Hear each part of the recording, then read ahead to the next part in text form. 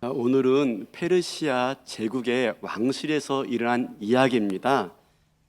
아하수에로 왕이 잔치자리에 자기 왕비를 초대했는데 거부한 일로 인해서 몹시 진노했죠. 그 문제를 해결하기 위해서 왕실에서 이제 대신들을 모아서 회의를 진행한 겁니다. 회의를. 어느 조직이건 어느 단체건 어떤 일을 진행할 때 회의가 있어야 되죠. 우리도 이번에 농어촌 선교 갈 때에도 회의를 했고요. 회의들을 합니다. 근데 그 회의를 어떻게 주관하느냐에 따라서 그 일의 결과가 많이 달라집니다. 제가 말씀을 준비하면서 인터넷을 이렇게 좀 뒤지다가 재미있는 내용을 발견했어요. 뭐냐면 한 논문 제목인데요. 경희대학교 박사 논문 같은데 제목이 이렇습니다. 재밌습니다. 세종시대 어전 회의에 나타난 의사결정과 소통의 역할. 재밌다고 해서 여러분 또 막 기대했지만 저한테 재밌습니다. 세종시대 어전 회의에 나타난 의사결정과 소통의 역할. 이 어전 회의란 왕실 회의를 말해요. 임금님을 모시고 하는 회의를 어전 회의라고 그래요. 무슨 말입니까?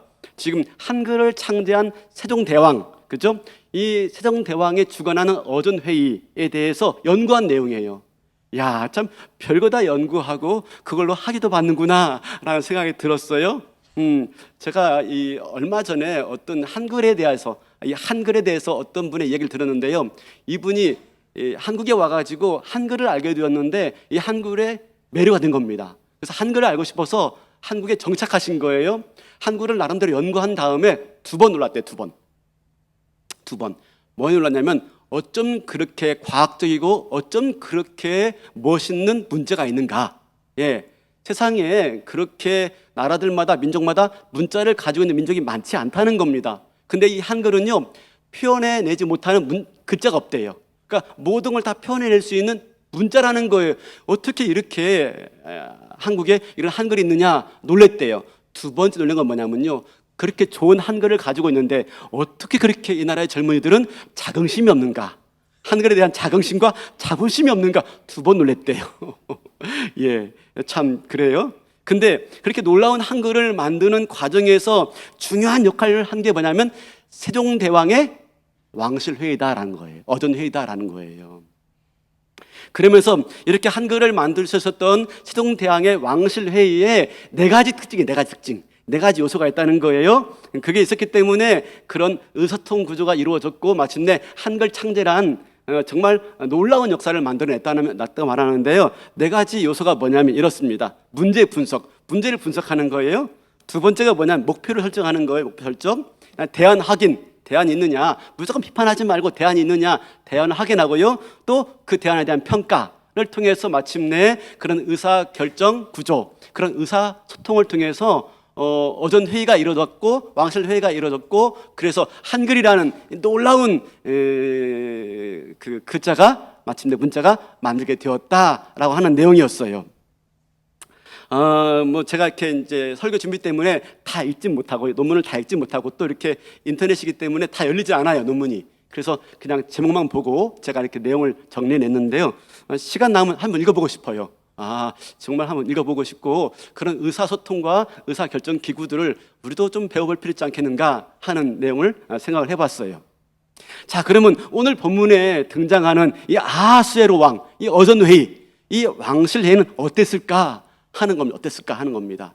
그리고 그 회의가 가져온 결과는 무엇이며 이 과정 가운데에 숨겨져 있는 하나님의 뜻과 섭리는 무엇일까 하는 걸 좀 같이 살펴보기를 원합니다. 지난주에 살펴본 것처럼 아하수에로 왕은요, 자기 과시에 매몰된 인간이에요. 자기 과시, 그죠? 사실 자기 과시가 있는 사람은 사실상 내면이 허약한 사람이라고 그랬죠. 내면이 허약하니까 이런 거 저런 걸로 허세를 부리고 자기를 과시하죠. 마침내 그런 자기 과시에 취해서 술 잔치 자리에 왕후 와시디를 초대했는데 나오지 않았어요. 거절한 거죠. 그거 볼 때에 이 왕후 와시디도 대단한 여인이에요. 그죠? 자존심이 센 여인이에요. 어떤 분은 이렇게 말하더라고요. 인류 최초의 페미니스트다라고 말을 해요. 인류 최초의 페미니스트다. 그런 것 같아요. 한마디로 말하면 이런 거죠. 야, 내가 니들의 놀이감인 줄 알아? 야, 내가 니들의 술 안주감인 줄 알아? 이거죠. 안 나간 거죠. 이제 이런 걸로 인해서 아하수에로 왕이 막 화가 났어요. 분노가 났어요. 그래서 이제 신하들을 불러놓고 어전 회의를 하는데 이 문제를 어떻게 좀 처리했으면 좋겠을까? 좋을까라고 묻는 건데요. 사실 아하수에로 왕은 왕이 된 지 3년밖에 안 돼요. 그래서 이런 문제를 어떻게 처리할지 지혜를 구하고 있는데 그 중에 이제 그 핵심 세력들이 모인 겁니다. 127방 중에 127지방이 있는데 그 중에서도 7지방이 꽤 중요한 지방 같아요. 그래서 이 지방의 지방관 7명, 핵심 세력 7명, 그죠? 이를 불러 모은 겁니다. 아마 이들이 이제 문고리 7인방 같아요. 문고리 7인방. 예. 이제 이들을 통해서 이제 회의를 하고 마침내 그 중에서 대표격인 무무간이라는 사람이 조언을 해요. 대안을 내세웁니다. 그리고 그 말을 듣고 왕의 전국에 법령을 선포하고 조서를 내립니다. 이게 본문의 내용이에요. 우리가 지난주에 잠깐 에스더서를 봤는데요. 에스더서의 전체 구조가 잔치로 시작해서 뭐로 끝난다? 잔치로 끝난다 하면서 에스더서에 몇 번의 잔치가 나온다고 그랬죠? 10번. 앞에 5번은 누가? 페르시아인들이, 뒤에 5번은 누가? 유대인들이. 잔치는 누가 한다고요? 힘 있는 사람들이. 근데 앞에 페르시아인들이 주도권을 갖고 있던 이 시대가 후에 시간 갈수록 마침내 주도권이 유대인들에게 넘어가더라. 결국 잔치의 변화를 통해서 뭘 알 수 있습니까? 반전, 역전을 보게 된다 그랬죠. 그래서 반전과 역전이 없는 건 재미가 없어요. 마찬가지입니다. 잔치만 키워드가 아니에요. 에스더서의 또 하나의 키워드가 뭐냐면요, 조서예요. 조서로 시작해서 조서로 끝나는 게 또 에스더서예요. 그만큼 많이 나와요. 근데 마찬가지로 이 조서도요, 반전을 이뤄냅니다. 반전, 역전을 이뤄냅니다. 궁금하죠? 어떻게 이게 전개될지. 두구 개봉 박두, 그렇죠? 네, 뭐 이미 개봉했죠. 개봉했죠. 관심을 가지고 보라라고 하는 말입니다. 결국 오늘 1장에 나오는 이 잔치와 조서가요, 앞으로 일어날 일들의 배경과 그리고요 그림자가 되는 겁니다. 여러분, 그 에스더서 1장 8절 혹시 있어요? 1장 8절에 보니까 이런 말씀이 있습니다. 자, 마시는 것도 법도가 있어 사람으로 억지로 하지 않게 하나. 술 마시는 것도 법도가 있어요. 페르시아에는요, 술 마시는 것도 법도로 만들어요. 법도로. 세상에. 여러분 생각해 보세요. 시시콜콜 하나하나 모든 걸 법으로 만들고 모든 걸 법으로 규정하고 모든 걸 법으로 처리한다면 그 나라가 좋은 나라일까요? 안 좋은 나라일까요? 그 나라가 편안한 나라일까요? 숨 막히는 나라일까요? 숨 막히죠. 어떤 나라가 좋은 나라냐? 여러분, 아하수에로 왕이 통치하는 그 시기에 동양에는 누가 있었냐면 공자가 있었어요. 공자 아시죠? 공자가 이런 말을 했어요. 어떤 나라가, 어떤 국가가 이상적인 국가냐라고 말할 때 이렇게 말했어요. 여러분 아시죠? 어떤 나라가, 어떤 국가가 이상적인 국가냐? 밭에서 일하는 노인네들에게 이 나라의 왕이 누구요? 나 모르 라고 말하는 나라가 이상적인 나라다. 그러니까 왕이 누군지 몰라. 왕이 누군지 몰라도 괜찮은 나라. 그죠? 최고의 권력자가 중앙에서 좌지우지 해가지고 백성들이 막 시달리는 그 나라가 아니라, 그죠? 왕이 누군지 몰라.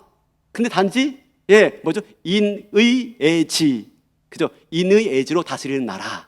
왕이 중요하지 않아. 통치 철학이 중요해. 그래서 인의애지, 이게 유교의 중요한 덕목이죠. 하나 더 한다면 인의애지 신, 그죠? 다 배웠잖아요, 그죠? 인의애지 신, 그죠? 이런 나라가 편안한 나라다라고 말을 하죠.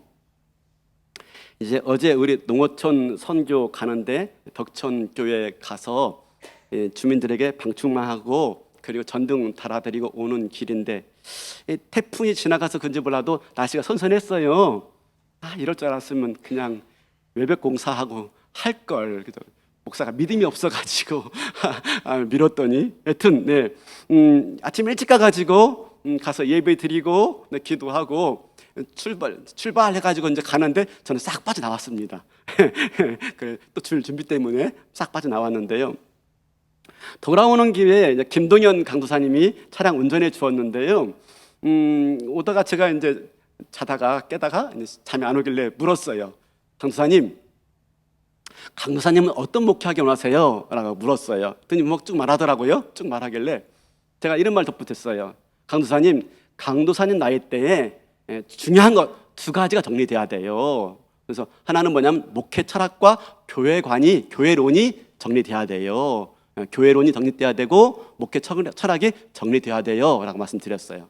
그랬더니 하는 말이 그럼 목사님의 목회 철학과 목사님의 교회론이 뭡니까? 라고 묻는 겁니까? 묻는 겁니다. 누가 지금 누구한테 말하는 것인지 해서 제가 말씀드렸죠. 뭐 저의 목회 철학과 교회론은 아마 우리 순자님들은 많이 아실 거예요. 그동안 많이 말했기 때문에. 그러면서 그걸 쭉 설명하는 가운데 지난 시간들이 한 20여 년의 시간들이 주마등처럼 싹 지나가는 거예요. 저희 부목사 시절부터 군목 때부터 시작해가지고 싹 지나가는 거예요. 그러면서 성경적 교회론과 제자훈련 목회 철학에 대해서 쭉 말을 하다가 제가 이런 말했어요. 보네퍼 목사님인지 칼바르트 목사님인지 모르겠는데 헷갈리는데 여튼 이런 말을 했어요 라고 제가 이렇게 말했습니다. 가장 성숙한 사회는 목회자가 없는 사회다. 가장 성숙한 사회가 어떤 사회라고요? 목회자가 없는 사회. 여러분 가만히 생각해 보세요. 가장 성숙한 사회가 어떤 사회입니까? 천국이겠죠. 천국. 가장 성숙한 사회. 그 나라는 목사가 있어요 없어요? 없지요.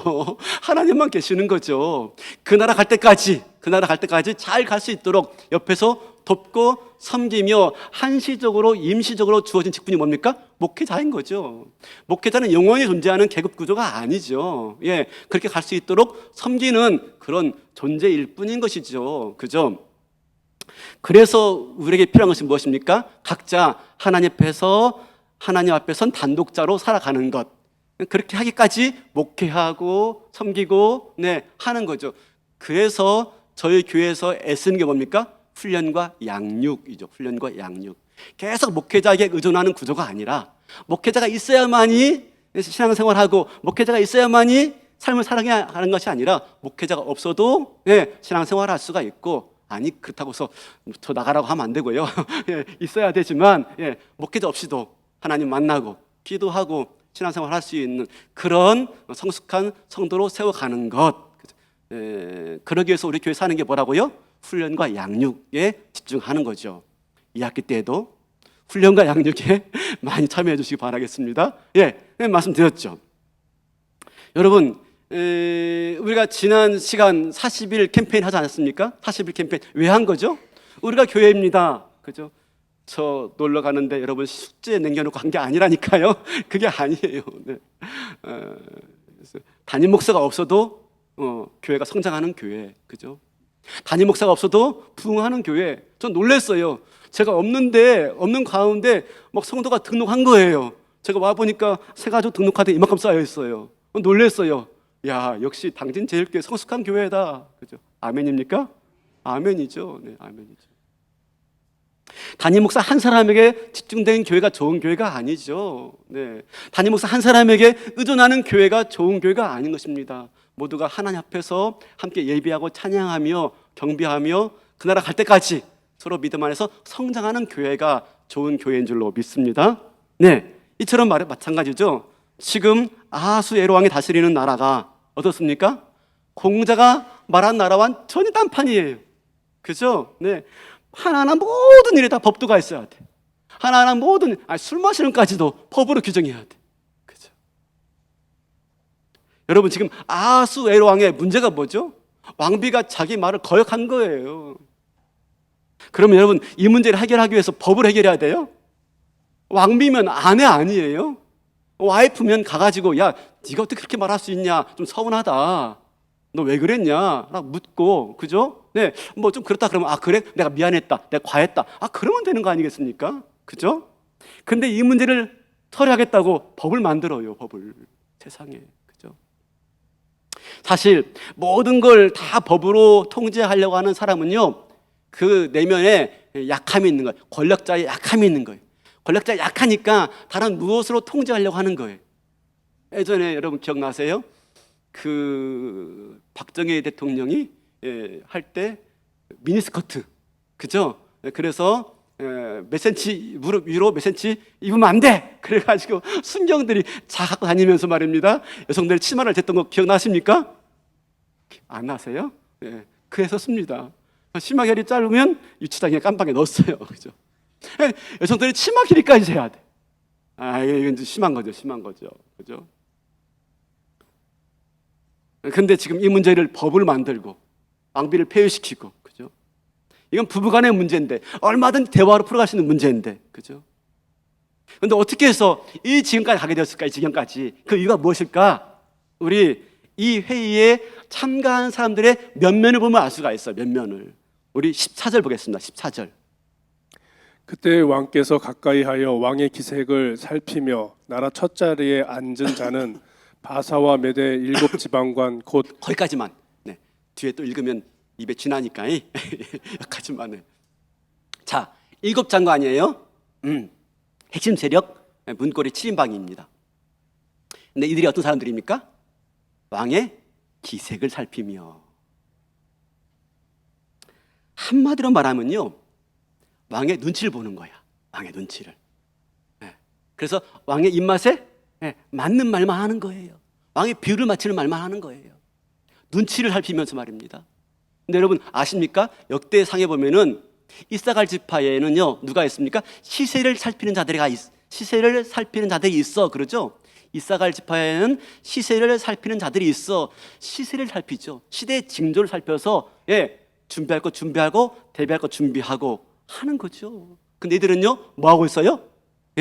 시세를 살피는 게 아니야. 뭘 살피고 있어요?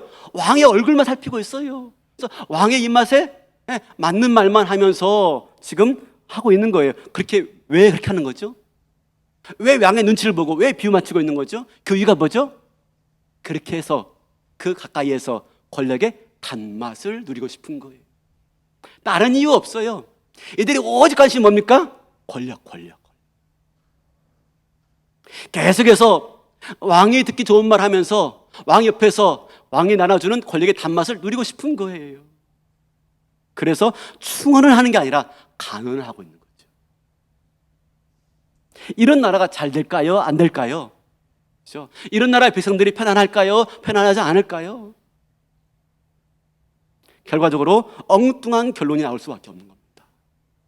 모여서 법을 만들고 있어요. 엉뚱한 법을. 그 법의 내용이 뭐냐면요 17절 이하에 나오는데 제가 대충 설명하면 이렇습니다. 왕후 와시디가 남편 왕의 명령을 거절한 일은 큰일을 한 거예요. 왜냐하면 이 사실이 온 나라에 알려지면 이 나라의 모든 여인들이 이 사실을 통해서 자기 남편의 말을 무시하게 될 것입니다 하는 겁니다. 그래서 어떡합니까? 그렇게 되면 나라꼴이 엉망이 될 테니 왕위를 본보기 삼아서 폐위시켜서 일별백계로 삼읍시다. 그래야 남편들이 존경받는 사회가 될 겁니다 라는 말이었어요. 여러분 지금 여기서 우리가 알 수 있는 게 뭡니까? 이들의 논리 가운데 한 가지 알 수 있는 게 뭐죠? 문제를요 확대 해석하고 있어요. 문제를 크게 만들고 있어요. 침소봉대하고 있는 거예요. 침소봉대. 우리 가운데는요 문제를 크게 만드는 사람이 있고 우리 가운데는 문제를 그냥 유야무야 만드는 사람이 있어요. 저도 예전에는요 문제를 좀 크게 만드는 사람이었어요. 그냥 넘어가면 되는데 그걸 꼭 붙잡고 이야기하고 선은 이렇고 훈은 이렇고. 이제는 그렇게 하지 않으려고 애씁니다. 그죠? 여러분 교회에서도 그래요. 별거 아닌데 문제를 크게 만든 사람이 있어요. 또는 그냥 문제가 있는데 그냥 문제를 그냥 별거 아니게 만든 사람이 있어요. 물론 이건 참 중요한 문제다 고쳐야 되겠죠. 그렇지 않다면 그냥 넘어가는 것도 좋은 거예요. 근데 문제를 크게 만드는 사람들의 특징이 있어요. 확대 해석해. 지금 보세요. 왕비의 문제를 나라 전체의 문제로 확대 해석하잖아요. 확대 해석하는 사람 특징이 뭔지 아십니까? 다 그렇게 말하는데요. 다, 그죠? 목사님 다 그렇게 말하는데요. 따지고 보면요 한두 사람이에요. 근데 다 그렇게 말하던데요 라고 말합니다. 확대 해석하죠. 확대 해석. 여러분 문제 없는 데가 어디 있겠습니까? 다 문제 있죠. 문제 있어요. 그죠? 교회도 문제 있고요. 가정도 문제 있고요. 나라도 문제 있어요. 문제가 없는데 딱 한 군데 있다고 합니다. 딱 한 군데. 어디죠? 공동묘지. 공동묘지. 공동묘지 다 죽어가지고 말을 못해요. 여러분, 그러니까 어떻게 하라고? 확대해서 가지 마시고요. 한두 사람의 이야기를 모두의 이야기라고 여론 조성하는 건 좋은 일이 아닌 거죠. 여튼 무무가는 어떡합니까? 왕한테 진언하는데 와스디 왕비를 폐위시키고 다른 여인을 왕비로 삼자. 그러면 나라의 모든 여인들이 남편들을 존경할 것입니다. 그리고 왕도 그 생각에 동의하고 법령을 만들어서 조서를 선포합니다. 여러분, 조서의 내용을 좀 볼까요? 우리 22절. 자, 각 지방 각 백성의 문자와 언어로 모든 지방에 조서를 내려 이르기를 남편이 자기의 집을 주관하게 하고 자기 민족의 언어로 말하게 하라 하였더라. 남편이 자기의 집을 주관하게 하고, 이걸 꼭 법으로 만들어야 주관되는 겁니까? 그렇죠? 이걸 법으로 만들 정도면 이미 그 권위가 실취되었음을 시인하는 꼴이 되는 것이지요. 그리고 그 다음 말인데요, 그 다음 말이 좀 어려워요. 다시 보여주시겠습니까? 그 다음 말이 이렇습니다. 22절. 남편이 자기의 집을 주관하게 하고 자기 민족의 언어로 말하게 하라 하였더라. 이게 뭐냐면요, 다시 말하면 남편이 쓰는 말이 그 가정에서 쓰는 일상의 언어가 되게 하라, 그 뜻입니다. 남편이 쓰는 언어가 그 가정에서 쓰는 일상의 언어가 되게 하라. 왜 그러냐면요, 그래야 남편의 권위가 입증되어지고 세워진다라는 말이에요. 사실 당시에 페르시아는요, 대제국입니다. 수많은 나라와 민족을 다 점령해서 포로들을 데려오고 또 민족들을 이주시켰습니다. 그래서 다민족 국가, 다문화 사회입니다. 결혼했는데도 남편의 언어와 아내의 언어가 다를 수가 있는 거예요. 서로 다른 언어를 쓸 수가 있는 겁니다. 그러면 그 가정에서 주로 쓰는 언어는요, 어떻습니까? 서로 합의해가지고, 그죠? 일정 기간 합의하고 또 어떻게 합의해가지고 서로 좋은 대로 맞춰가면 되는 거 아니겠습니까? 그죠? 근데 뭐라고요? 남편이 쓰는 언어가 집안의 상용어가 되게 하라라고 말을 하고 있는 거예요. 그리고 가정마다 사실 다 문제가 있어요. 가정마다 다 상황이 달라요. 여러분, 그걸 꼭 법으로 만들 수가 있습니까? 어떤 집은 남편이 설거지 할 수 있어요. 저 최근에 아내가 어깨 다쳐가지고 수술한 다음에 진짜 집안일 많이 했는데요, 이제 설거지 잘합니다. 예전에 이거 어떻게 해야 돼? 많이 물었어요. 쓰레기 버리는 거 진짜 어려웠어요. 저 이제 잘해요. 분리수거 잘합니다. 예전에는 보고도 못했는데 잘합니다. 이제 상황에 따라서, 그죠? 남편이 할 수도 있고 아내가 할 수도 있고, 맞벌이면 나눠 할 수 있고, 이게 무슨 어떻게 법으로 정의합니까? 법으로. 그렇죠? 서로 좀 문제가 있으면 의견 나누고 대화하고, 그죠? 의사소통하고 그래야 되는 거 아니겠습니까? 나라든 가정이든 교회든. 그런 면에서 이 세종대왕, 아까 말한 세종대왕의 어전회가 참 놀라워요. 멋있어요. 매력적이에요. 한번 보고 싶어요. 여러분, 이런 차원에서 잠깐 말씀드리는데, 가을에 오픈되는 부부 행보 학교 굉장히 중요합니다. 그죠? 이제 의사소통의 문제를 나누고 있거든요. 그래서 한번 기회 되면 꼭 참여하셨으면 좋겠습니다. 나중에 목사님, 우리 남편들 좀 들으라고 이런 말씀 좀 해주세요. 그런 말 하지 말고, 그죠? 미리미리 강의 들으시라라는 겁니다. 꼭 강의 들어야 잘 사느냐? 그건 아니에요. 그건 아니지만 좀 알고 가는 것과 모르고 하는 것은 차이가 있더라 하는 거죠. 사실 저희 가정도 많이 힘들었습니다. 그런데 좀 알고 결혼해야 되겠구나, 알고 자녀 키워야 되겠구나 하는 생각 때문에 이런 실수를 우리 성도들은 반복하지 않길 바라는 마음 가지고 1학기 때는 성경적 부모교실, 2학기 때는 부부행보학교 하고 있는 겁니다. 그러니까 그냥 소 닭보도 하지 마시고요, 꼭 관심 갖고 참여하시고, 주변에 그런 사람이 있으면 한번 가봐 라고 했으면 좋겠어요. 여튼 오늘 이야기가 많이 빠지는데요, 새는데, 이렇게 무무간이 조언하고 결론 내린 것은 혹시 무무간이, 그죠? 지가 집에서 대접 못 받으니까 그런 건 아니야 라고 말하는 분이 계셔요. 투사, 그죠? 자기도 아내에게서 무시당하고 남편으로서 존중받지 못하니까 수혜로 왕을 보니까 자기 같아. 동병상련의 문제의식을 느껴서 이렇게 말한 것이 아니겠느냐라고 말을 하지만, 여튼 여러분, 오늘 우리가 왕실회의를 보고 있습니다. 정말 이 왕실회의의 진행을 보면 어떻습니까? 페르시아 대제국을 다스리고 있어요. 당시 온 세상의 제국이라고 할 수 있는 이 페르시아, 그 페르시아의 가장 핵심 부에서 모든 백성들의 문제를 다스린다고 하는 이 왕실에서 모여있는 사람들이 하는 이야기들을 보십시오. 이야기들을 얼마나 어처구니 없는지, 그렇죠? 얼마나 어리석은지, 얼마나 허탈한지. 이런 모습이 왕실회의라고 할 수 있어요? 그죠? 아니, 자기 집 하나 다스리지 못해가지고, 그죠? 자기 가정 하나 못 이끌어가지고 그걸 법으로 만들고, 그죠?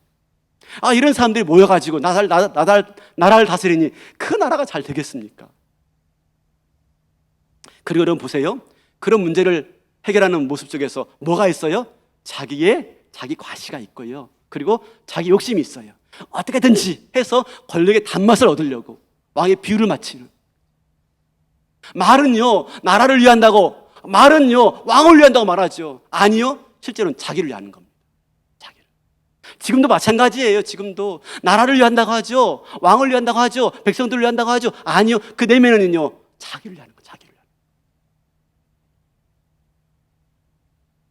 결과적으로 해서 특별법을 만들어요. 그 특별법의 내용이 19절인데 두 가지. 하나는 와스디가 다시는 왕 앞에 오지 못하도록 아예 법을 만들자. 두 번째로 이 왕위의 자리를 다른 여인에게 주자, 그겁니다. 그렇게 말하는 이유가 있어요. 왜요? 지금 술김에 하는 얘기다. 술김에 왕이 술 깨면요, 사람이 술 취하면 뭐가 되죠? 멍멍이가 되죠. 멍멍이가. 술 깨면요, 내가 언제 그랬어? 그죠? 근데 술 깨면 할 수 있으니까, 한 일이니까 술 깨면요, 내가 너무 심했나? 해서 다시 와스도 왕비를 보니까 사랑이 솟아나. 그죠? 애정이 솟아나. 내가 잘못했어. 할 수 있으니까. 그러면요, 큰일 나는 겁니다. 그러면 신하들이 죽는 거예요. 신하들이. 그죠? 왜? 왕위를 폐위하자 뭐하자 했기 때문에 큰일 나니까 다시는 건복하지 않도록 법으로 만듭시다. 그리고 아예 왕비를 새로 세웁시다 라고 하는 거예요. 여러분 잘 보세요. 지금 법을 만들어가는 과정에서요, 이 지방관들의, 이 신하들의 마음에 뭐가 있습니까? 자기들이 아니 오로지 관심은요, 왕도 아니라니까요. 왕비도 아니에요. 나라도 아니에요. 자기가 아니. 그거밖에 없어요. 그거밖에. 지금 이러한 것들로 온 세계의 중심이라고 할 수 있는 페르시아 왕실의 회의가 이루어지고 있다는 것이죠. 근데 어처구니 없죠. 허탈하죠. 말도 안 되죠. 근데 중요한 것은요, 이런 말도 안 되는 왕실의 이야기들을, 이런 말도 안 되는 왕실의 회의와 그런 법의 내용들을 가지고 마침내 하나님께서 놀랍게 역사하시더라 하는 겁니다. 이런 악법 때문에, 이런 주소 때문에 마침내 에스더가 왕비가 되어집니다. 왕비가. 유다 민족이 멸절당할 수 있는 위기 가운데서 마침내 유다 민족을 구원하는 여인으로 마침내 에스더가 왕비가 되어지는 것이지요. 하나님의 섭리는 놀라운 겁니다. 우리가 볼 때는요, 참 말도 안 되는 것인데, 말도 안 되는 일들이 지금 벌어지고 있어요. 세상에서는요. 그러나 여러분 너무 실망하지 마세요.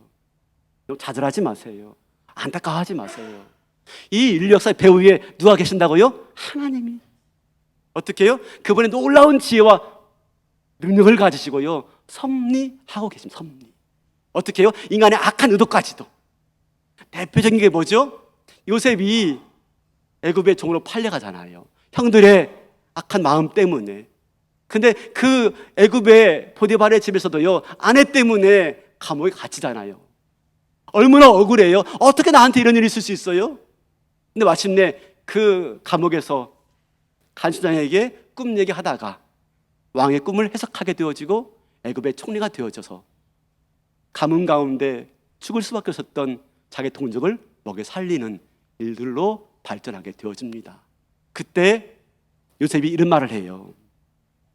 당신들이 형제들 만나고 이렇게 말하죠. 당신들이 나를 이곳에 팔았다고 해서 근심하지 마소서, 한탄하지 마소서. 하나님이 생명을 구원하시려고 나를 당신들보다 먼저 보내었나이다. 당신들이 악한 행동과 음모가 있었지만 하나님 그것까지 사용해서 당신의 뜻을 이루어 가셨습니다 라고 말을 하고 있는 거죠. 여러분, 우리 애써서 하나님 안 보인다고 했습니다. 그냥 일상의 일들입니다. 그냥 우연히 왕 되고 우연히 왕비 되고 그렇게 보입니다. 그러나 우연이 아닙니다. 그 너머에는요 하나님 일하고 계시는 것이죠. 어떻게? 섭리라는 영어 단어가요 프로비던스입니다. 프로비던스. 근데 이 라틴어는요 프로비데오. 프로는 앞에, 비데오 보다. 앞을 내다 보다. 앞이 어떤지 알고 계신 것입니다. 하나님은요 앞을 다 알기 때문에요 지금 이 모든 것들을 합력하여서 앞까지도 사용하시는 거죠. 하나님의 뜻을 위해서. 사단은 예수님을 십자가에 못 박고 자기들이 승리한 줄 알았습니다. 메시아 죽인 줄 알았어요. 종교 지도자들, 바리새인들, 그죠? 헤롯과 빌라도 이들 통해서 예수를 십자가에 못 박았으니 자기가 승리한 줄 알았어요. 자기가 승리한 줄 알았어요. 근데 십자가에서 예수님의 죽음은요 도리어 우리 인류의 모든 죄를 다 지고 대속하여서 인류를 구원하시는 하나님의 놀라운 구원의 역사가 되었습니다. 그들이 승리한 줄 알았죠.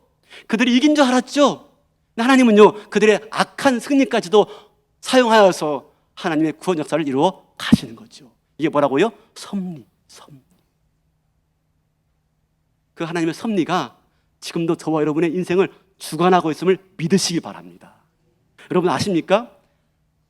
운동 중에 유도가 있어요. 유도는요 어떻습니까? 내 힘 가지고 싸우는 게 아니잖아요. 유도는 절대 내 힘과 싸우는 게 아닙니다. 어떻게 합니까? 상대방의 힘과 기술을 이용해서 내가 상대방을 넘어뜨리는 게 유도예요. 그 중에 한 기술의 이름이 뭐죠? 상대방의 힘을 이용해서 기술을 써가지고 넘어뜨리는 걸 되치기. 되치기의 명수가 누군지 아십니까? 하나님. 그렇죠, 하나님. 제가요 성질이 급한 편이었습니다. 굉장히 급해요. 참지 못해요. 행동이 앞섭니다. 그래서 참견하고 개입하고 문제를 막 크게 만들고 그다음에 잠 못 자고. 근데 요즘엔 그렇지 않습니다. 그냥 내버려 둡니다. 아니 내버려 두려고 애씁니다. 말은 똑바로 해야죠. 내버려 두려고 애씁니다. 왜요? 왜 이런 일이 나지? 그 일들을 주관하고 있는 하나님은 어떤 계획을 갖고 계신 것이지? 마침내 이 일들이 어떻게 결론 날까? 기다리는 거. 이 모든 것들을 다 하나님의 주관 가운데 있기 때문에 그죠? 기다리는 거. 근데 그냥 기다리는 게 아닙니다. 어떡합니까? 기도하면서. 하나님이 일하고 계시다는 것을 아는 사람은요 기다리는 사람입니다. 기다리면서 어떻게 해요? 기도하면서 어떻게 일하고 계실까? 기대하시고 마침내 하나님의 일하심을 발견하시고 놀라서 영광을 돌릴 수 있는 저와 여러분 될 수 있길 바라겠습니다. 하나님 지금도 일하십니다. 아멘. 그 일하심 믿으시고요 어떻게 해요? 기도하시면서 기다리는 가운데 주의 역사를 볼 수 있는 은혜가 있기를 주님의 이름으로 축원합니다. 다 일어나시겠습니다.